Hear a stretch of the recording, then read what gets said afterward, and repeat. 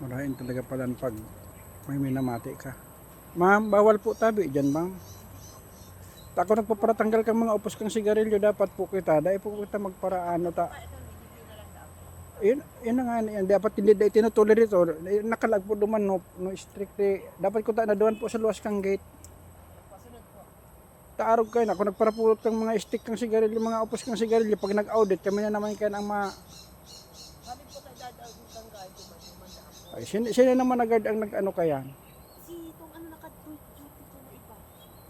Nagtotolerate ka mo kang mga baguhan na gwardiya. Kami kaya mahaloy na kami digdi ma'am. Pag nag-audit, kami ang binabagsakan kang mga sigarilyo. Sabi ko, saan po pwede mag-iusin? Sabi nila, dyan na lang po sa mo. Ay, sinasabi ko dyan. Para tolerate kaya ka mo. Dapat. Araw mo man kayo siya. Okay man na magsigarilyo ma'am. Sa luwas po kang ano. Totoo po may karatula kami dyan nakalag. No strictly, no smoking. Sabi ko po, sabi nila, dyan lang po kami sa pulis. Sinasabi ko kaya dyan para paturood ka mo. Okay man lang ko ta di balik ka magsigarilyo sa tago-tago. Basta ang upos kang sigarilyo, di na ba? Pag nag-audit, inababa nahihiling yan ma'am. Diyan lang linalag, dahil ginagada ano. Pagparapurot ko si mga upos, pag nag-audit kami po, kaya naman ano naman, pag meeting kami na naman kadakol upos yung sigarilyo.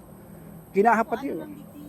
Di po ma'am, nag-ano lang, istorya ko lang sa imo ma'am. Nangyari kaya yan ma'am, sungan yan lang, nagparapurot ako, nariribong pati ko paratuwad, may vertigo ako.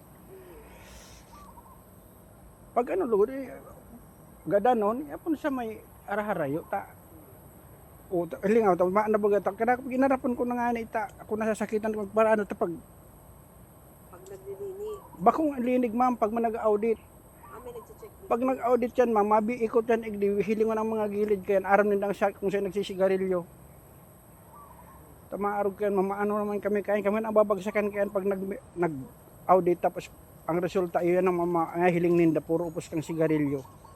Ang ebidensya ninda upos kang sigarilyo. ako kaya talaga saan ako nag-ano duman sa may gate Iyo po dapat sa gate ma'am. Kung yan lang yan mga doon din Sa sunod po ma'am advice ko sa inyo. Duman na po kita sa luwas kang gate ta.